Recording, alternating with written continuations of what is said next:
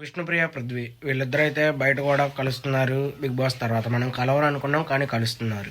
కానీ యష్మి, నిఖిల్ కలుస్తారని చాలా మంది అనుకున్నారు. వీళ్ళిద్దరు మాత్రం కలవడం అయితే జరగట్లేదు. చాలా మంది బయటకు వచ్చాక కావ్యాన్ని కలుస్తాడులే నిఖిల్ అని అనుకున్నారు, కానీ అది జరగలేదు. ప్రజెంట్ అయితే యష్మి వీళ్ళు ఈవెంట్లో అయితే కలుస్తున్నారు కాబట్టి ఎలాగో హౌస్లో వీళ్ళిద్దరి మధ్య కొద్దిగా అండర్స్టాండింగ్ ఉంది కాబట్టి బయటకు వచ్చిన తర్వాత ఏమన్నా ఫ్రెండ్స్గా ఉంటారా అనుకొని చాలామంది అనుకున్నారు, కానీ అవన్నీ జరగలేదు. ప్రజెంట్ అయితే జరిగే సూచనలు అయితే ఉన్నాయి.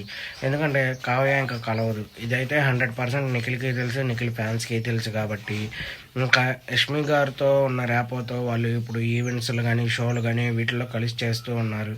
మరి చూడాలి ఏం జరుగుతుందని. ఎందుకంటే నిఖిల్ హౌస్లో ఉన్నప్పుడు ఒక మాట చెప్పాడు, బయటకు వెళ్ళాక వీటి గురించి చూసుకుందాం అని చెప్పి యష్మితో అన్నాడు. కాబట్టి బయటకు వచ్చారు. మరి ఇప్పుడు ఏమన్నా యష్మి గారు ఏమన్నా మాట్లాడతారా లేదా నిఖిలే మాట్లాడతాడా అనేది దీని గురించి చూడాలి. హౌస్లో ఉన్నప్పుడు అయితే అనుకున్నారు కదా బయటకు వచ్చాక మాట్లాడుకుందామని. ప్రజెంట్ అయితే బయటకు వచ్చారు.